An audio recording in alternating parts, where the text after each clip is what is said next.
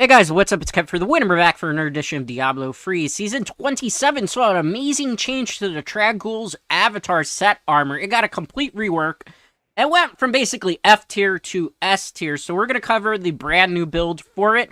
So as you can see here, Trag'Oul's avatar, 2-piece bonus, Blood Rush and Siphon Blood gain the effect of every ruin. Your life spending abilities no longer cost essence. 4-piece bonus, while at full life, your healing from skills is added to your maximum life for 45 seconds up to 300% more. 6-piece bonus, your life spending abilities deal 10,000% increased damage. And you also get more life. So we're going to be using mostly, as you see here, a full set of Trag'Oul's avatar. We're also going to be using in the shoulder and the bracers the gold set here. So 2-piece bonus, reduce damage taken by 15%, increased damage dealt by 30%. 3-piece, minus 30 damage from elite monsters, plus 30 damage to elite monsters. That's all you need to know about a gold. But you definitely want to rock these 2 pieces. If you don't have them, use the Guardian set in place of it. We also want to use for our weapon, the Funerary Pick.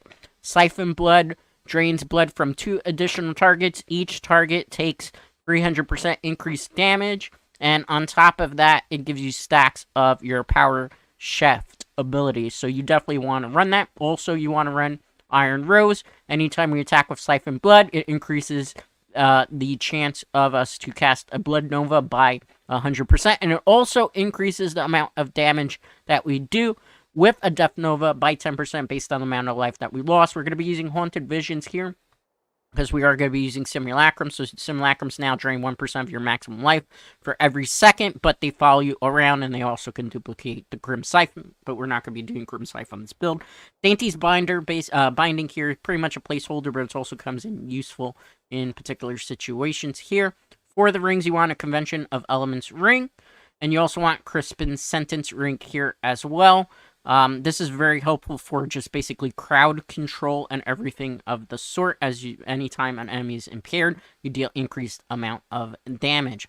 Okay, so this is what the build looks like in terms of the armor pieces that you're going to need. For the skills, Siphon Blood, Power Shift, you want to put here, but it really doesn't matter because you get all the ruins anyway. Bone Armor, Dislocation. We want Devour, Cannibalize, because remember, we need to get back life, so every time we'll consume a corpse, we get back health. Blood Rush, Transfusion is the way you want to go, but you get all the runes anyway. Simulacrum, Blood and Bone, very important. You want this for your Simulacrums. For Death Nova, Blood Nova is the rune you should be using. Now, for the passes, Blood is Power. We also have Dark Reaping. We also have Extended Servitude. For the Kanai's Cube, Bloodtide Blade, Mantle of Channeling, Ring of Royal Grandeur. You must run Bloodtide Blade in your Kanai's Cube. If you do not run this in conjunction with the Funerary Pick, you will not deal a massive amount of damage with your Novas. For the follower recommendation, I would put a Broken Crown, Flavor Time, Nemesis Bracer. Everything else is nice to have, but it's not necessarily going to do anything tremendous. You just want those 3 things because those are the best innate abilities that you could possibly get. Now, for the purpose of this demonstration, I'm going to do a Greater Rift 60 and a Greater Rift 80. That way I can show you how it does on Torment 13, and show you how it does on Torment 16 plus difficulty. Now, it used to be back in the day with Trag'Oul's avatar, you would struggle to clear Torment 13. Now, this armor solo can do anywhere up to Greater Rift 130 to 135 with proper optimization, which I'll talk about in a bit. So this armor has changed significantly. So what you want to do is the first thing, cast your Simulacrums. Then you want to get a Bone Armor up. And then from there, you are going to basically use your Siphon Blood. Anytime you use your Siphon Blood, you're going to be automatically casting Blood Novas. Now, keep in mind that you want your Simulacrums already up. So basically what this does is with this armor is anytime you're using your Siphon Blood, you're casting Blood Novas, and then on top of that, your Simulacrums are casting Blood Nova, so you get a wide area of effect. So one of the very important things you have to learn about Trag'Oul's avatar in particular is that it's all about positioning. You want to have your Simulacrums positioned where there's one to the left and one to the right of you. That way you can get a wide area of damage off. Now, another thing that you need to keep in mind with this particular armor is similar to the Tau Raja set armor, this is not good for single target attack. So what you want to do is you're going to want to teleport into the circular area of an enemy mob and then cast your Siphon Blood, which is then subsequently going to cast a Blood Nova. This does better with multi-targets. This does very poorly with single targets. So you're always going to be basically elite pack farming, looking around, trying to find elite packs, teleporting into them, and just finding large areas of enemies and just teleporting. Siphon Blood, automatically casting the Blood Novas. Keep in mind when you do use your teleport ability, in particular with this one, which is the Blood Transfusion skill, Ruin, you will basically be teleporting around pretty fast, so it gives you an extra bit of mobility. Now, in terms of optimization, what should you be doing with this particular armor? Well, for starters, my recommendation on your helm, crit hit chance 6.0%, because you do need a lot of crit hit ratio here for Necromancers because they desperately need it as a class. On your gloves, I would recommend crit hit chance 6.0%, crit hit damage 50%, and then an attack speed at least 6.0%, but preferably you want that 8.0% so you have a little bit of a faster casting rate, so to speak, with your attack speed. Subsequently from there, obviously we're using the gold set, so one of the things that we want to definitely make sure is that we are maximizing our increased amount of intelligence. So anywhere on your gear, make sure you get the max rolls of intelligence, because the Necromancer relies on intelligence to increase its amount of damage that it does.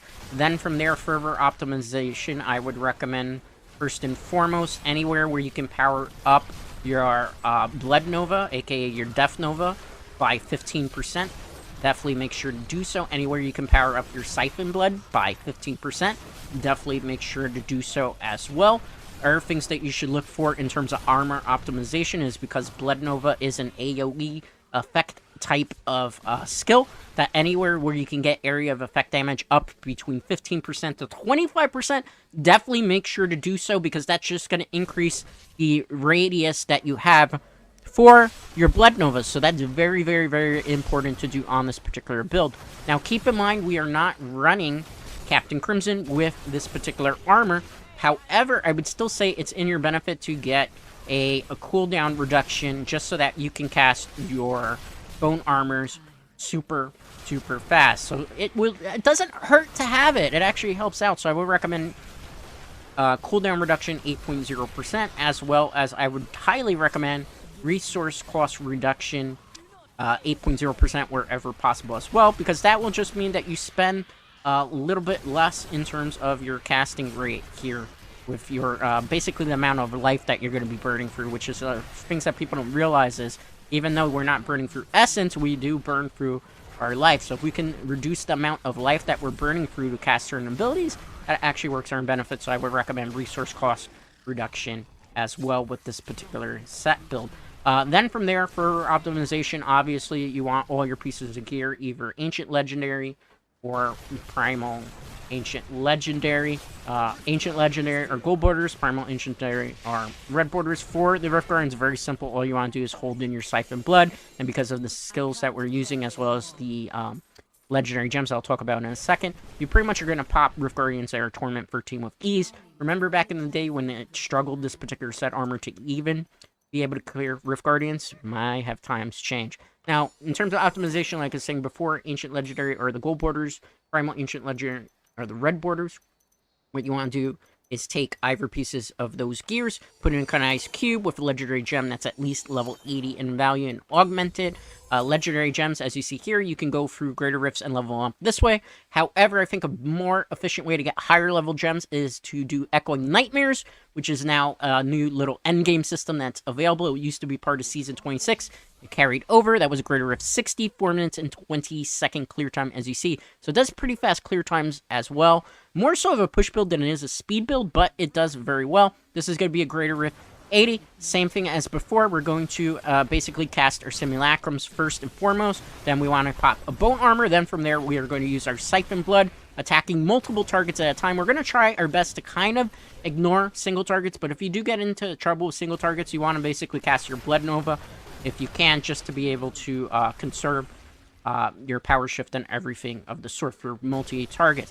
Now, in terms of our optimization, like I was talking about, Ancient Legendary and Primal Ancient Legendary pieces. In order to get Primal Ancient Legendary pieces, if you're playing a seasonal character, you will have to clear a Greater Rift 70 Solo. If you are playing non-seasonal character, any non-seasonal character that has already cleared a Greater Rift 70 has the possibility to have Primal Ancient Legendaries to drop. It's less than a 2.0% chance, however, so keep that in mind.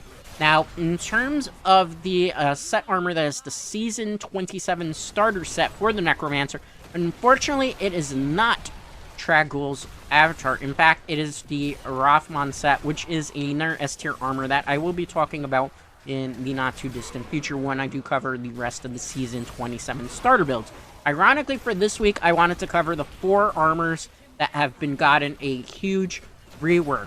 We've already talked about Trag'Oul, we talked about Trag'Oul today. Tomorrow, we will be talking about the Akan set armor, which is, although they say it's a buff, it's more of a nerf. And then last but not least, I have to talk about the Magnum Opus armor, because that's the armor that a lot of people have actually overlooked, and it got a major buff that I'm very surprised no content creators have actually covered it. I'm going to be covering that. That video should be expected out on Friday. Now, keep in mind, I know a lot of people have been probably sending me comments of every sort. What the heck, Dreadscape? You're like a week late to Season 27 of Diablo 3. Fact of the matter was, I was actually on vacation from content creation for about a month.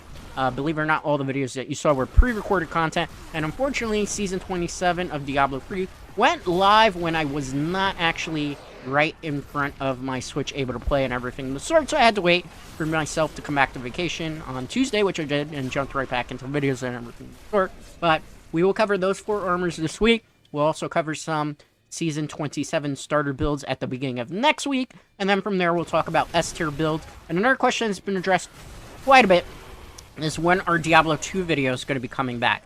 Diablo 2 videos, like I've said before, it takes a very long time to farm for endgame gear in Diablo 2. Something that people who used to see me stream on Twitch will be very aware of. That's how long it took me just farming.